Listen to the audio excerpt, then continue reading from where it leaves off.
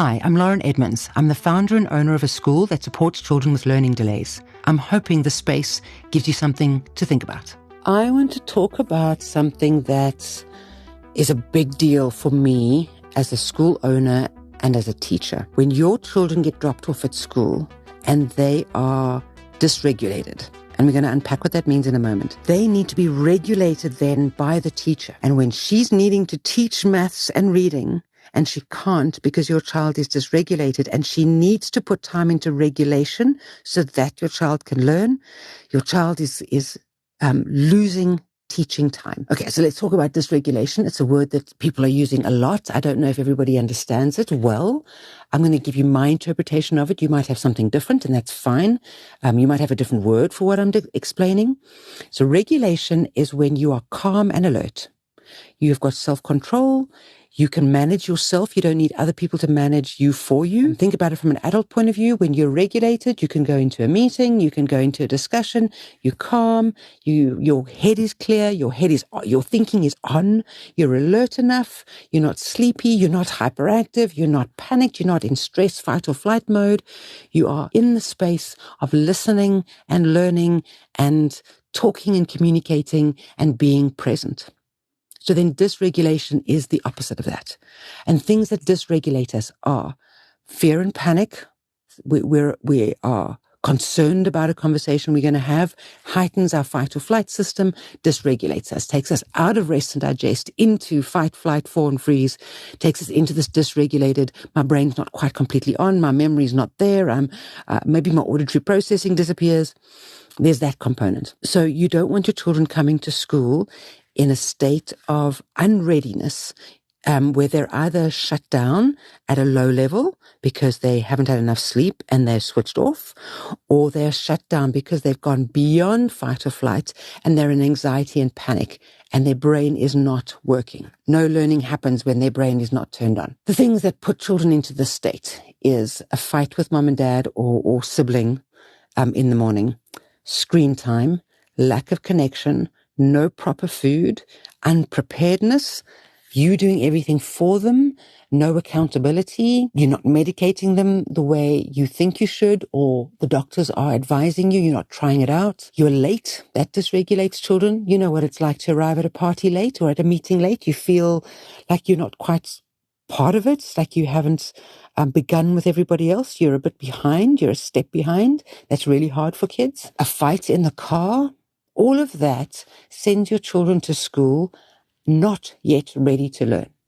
Now, in a big mainstream school with 25, 30, 35, 40 kids in a class or bigger, the teacher has absolutely no time to regulate children that are dysregulated. She tells them all, sit down, keep quiet, we're now going to learn. So she has to shut them down in order for learning to even begin. She does not have time to regulate your kid. You need to do that in the mornings. Be on time, give them good food, don't fight, play games that ready them for learning. Maybe go over their multiplication tables. If they're younger, play I Spy. Have a conversation with them. Get their bodies ready.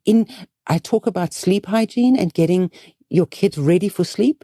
Well, you need to get them ready for learning as well. You do the same thing. You're going into work. You've got a big meeting. You prepare. You mentally prepare. You can help your children by mentally preparing them for school and getting their bodies ready. A sugar crash at 9 o'clock is not going to help your kid. And at the best, in a classroom environment, they'll stop learning and they'll look out the window. At worst, behaviors come up in order for them to try and activate themselves. So now they want to be naughty and they want to bug the child next to them and they want to ask the teacher 100 questions and they want to go to the bathroom, because actually what they're trying to do is keep themselves or get themselves into a calm, alert state that they're not in, because they know, instinctively they know they need to be in that state in order to participate in community and in learning. So they're trying desperately to get themselves into that state, and those aren't conducive for classroom behavior. You can't have 3 kids getting up and wandering around while you're trying to do a lesson.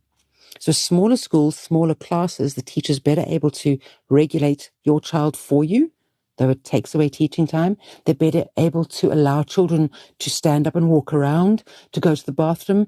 We offer things like go and swing on the swing, because vestibular input and probe input is really good for regulating. Water the plants, because that heavy muscle probe work and of carrying the water is really regulating for kids. So we have to do a lot of that, allow a lot of time for that, so that they can come back into class and learn. If we don't allow that time, they might be in class, but they're not learning. So what you can do to help your kids to be able to learn is get them into a ready state of learning. So there's a number of things I spoke about that you shouldn't be doing. Shouldn't be doing screens, not high sugar breakfast, shouldn't be fighting with them, and you shouldn't be distracted. If you can connect them, make sure they're planned and organized so they're not rushing around in the morning trying to find their school shoes. If you can do all of those things, then you're not creating the problem, and you're creating a regulated state. In the car should be conversation time with you and your kid. It shouldn't be meetings and phone calls with work, and it shouldn't be them on their tablet. That dysregulates them and takes them out of a state of learning.